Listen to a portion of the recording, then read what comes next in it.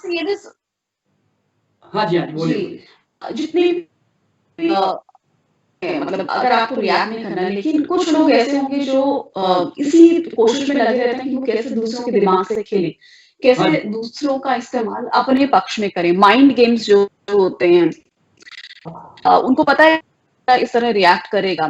खास तौर पे महिलाओं की बात करें तो ज़्यादातर जो मेल होते हैं, वो कोशिश करते हैं कि किस तरह उनकी इमोशंस को मैनिपुलेट किया जाए और फिर उसका अपने फ़ेवर में इस्तेमाल किया जाए। तो जब इस तरह की तो देखिए उसमें किस तरह का रिएक्शन आना चाहिए कि वीक एक सॉफ्ट टारगेट है और एक है जिसका जो है कि उस माइंड गेम्स के ज़रिए दूसरे बंदे को मैनिपुलेट करना है। देखिए, मैं एक क्योंकि बात वो बताता हूँ ज़्यादा आपको। इमोशनल है। तो हम क्योंकि इमोशनल इंटेलिजेंस की बात कर रहे हैं, तो हाँ। इस तरह दूसरों के इमोशंस को जो के साथ खेलने वाले लोग हैं, उनके साथ किस तरह डील किया जाए? देखिए, एक बात बताता हूँ मैं आपको, क्या होता है कि आज देखिए मैं भी एक परिवार में जी रहा होता हूँ और कई तरह के परिवार में टेढ़े-मेढ़े लोग भी होते हैं, सब होते हैं। तो मैंने क्या देखा मालूम है, पहली बात मैंने क्या देखी मालूम है कि फर्स्ट थिंग मैंने उनको एक्सेप्ट किया कि भाई दीज़ पीपल आर हुँ। Like this and often they whenever they come, जब भी वो आते हैं तो वो हमेशा टॉन्ट मारते हैं, यानी तो वो क्या कहते हैं ना कि वो मतलब टॉक्सिक पीपल जो होते हैं। हाँ जी, हाँ जी। वो मैंने कहा तो मेरे दिमाग में क्या मालूम है, मैं ना अंदर से हँस रहा होता हूँ क्योंकि मैंने एक्सेप्टेंस कर लिया। देखिए पहली बात, जनरली लोग क्या करते हैं मालूम है, एक्सेप्टेंस ना करके क्या बोलते हैं, नहीं इसे ऐसे कैसे बोल दिया, ऐसा तो होना नहीं चाहिए था। अरे भैया मेरा सिद्धांत क्या देखो मैंने फिर ये सब चीज़ें कैसे डेवलप की, मैंने एक शेर बनाया कि ऐसा क्यों पूछना ईश्वर से बेकार है, ऐसा है स्वीकारो जीवन का यही सार है। मैंने ये समझ लिया, हर आदमी अपने कई पास्ट लाइफ का कर्मों का डिजाइंड पर्सनालिटी है और सिर्फ पास्ट लाइफ के कर्मों का नहीं, हजारों जन्मों का, साथ साथ में इस जन्म में आने के बाद फिर माँ बाप के संस्कार, परिस्थिति के संस्कार, समाज के संस्कार और अपने खुद के आइडिया कॉन्सेप्ट का ऐसा बना हुआ बेचारा पुतला है, यानी कि वो हुँ, कितनी चीजों का बाई प्रोडक्ट है, जरा सोचो। और फिर एक आदमी कहता हुँ। है व्हाई इज लाइक दैट। अब जरा सोचो कि एक आदमी जब डेवलप होता है कितने इन्फ्लुएंसेस के साथ में जो है वो बन रहा होता है, तो अब हम सडनली हमारे फिट नहीं बैठता तो हम कहते हैं व्हाई इज लाइक दैट। अरे भैया है भैया, कांटा है तो मैं उसको क्या कहता हूँ, मैं कांटा है ना, चुभता है ना, तो अब कांटे के बारे में कब तक चर्चा करते रहोगे भैया, वो तो आप युवा आप कहोगे साहब 10 साल से चुभ रहा है साहब, कल भी चुभा, परसों चुभा, अभी भी चुभा, थोड़ी देर पहले चुभा, तो ऐसे कितनी देर तक ऐसी बातें करते रहोगे, समझ जाओ कांटा है, चुभता ही और करता क्या है। तो मतलब कहीं ना कहीं तो तो वो एक्सेप्टेंस बच करो के निकलना। और फिर बाद में फिर क्या करो, लगता है कि नहीं कांटे के साथ तो रहना पड़ेगा जी, तो फिर वो उनसे बचने के रास्ते बनाओ, यानी कि प्लास्टिक लगाओ, कुछ पट्टियां लगाओ, कुछ उसको या उसके ऊपर कोई ढक्कन लगाओ जिससे मतलब कि वो कांटा कम से कम चुभे। अब ये तो स्थिति पैदा करनी पड़ती क्योंकि ऐसे लोग हमारे परिवारों में रहते ही है कि जिनके कांटे को थोड़ा रोज थोड़ा हल्का फुल्का, लेकिन घाव ज्यादा ना हो जाए इसके लिए हम थोड़ा प्रिवेंशन कर लेते हैं, यूं समझ लें। लेकिन अंदर ही अंदर जो है ना एक एक हंसी आ रही होती है कि यार ये अब आएगा और ये अब ऐसे ऐसे बोलेगा, ऐसे ऐसे करेगा। मैं मतलब जानता हूँ इसलिए, लेकिन वो एक्सेप्टेंस में आधा तो रिएक्शन मेरा वहीं से खत्म हो गया, क्यों, मैंने एक्सेप्ट किया हुआ है, ठीक है। और देखिए क्या होता है, हर आदमी को आज नहीं तो है ना कल ये अवेयरनेस तो डेवलप करनी पड़ेगी कि लाइफ को है ना ऐसे ऊपर से सैटेलाइट की तरह देखना पड़ता है कि मैं एक अलग पर्सनालिटी हूँ, ये एक डिफरेंट पर्सनालिटी है और ये दोनों में जो है लाइकिंग नहीं हो पा रही है, ये कुछ अलग ढंग से बिहेव करता है, ये कुछ अलग ढंग से बिहेव करता है। तो आप जब उसको न्यूट्रल होकर दोनों को ऑब्जर्व करके जज कर रहे होते हो ना, तो फिर आपके अंदर थोड़ी रिलैक्सेशन आती है कि यार अब मैं भी तो एक अलग टाइप का व्यक्तित्व हूँ, वो भी एक अलग टाइप का ना भाई।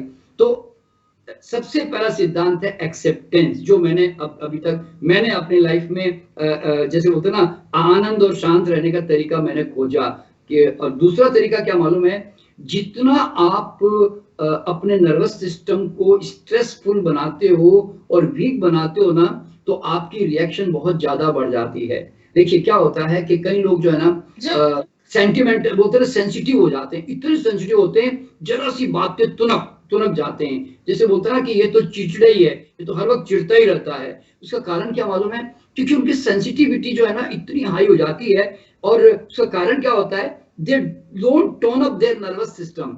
तो नर्वस सिस्टम देखिए अल्टीमेटली इमोशन कोई भी क्रिएट होने दो, who is going to react, through what you are going to react, you are going to react through your nervous system.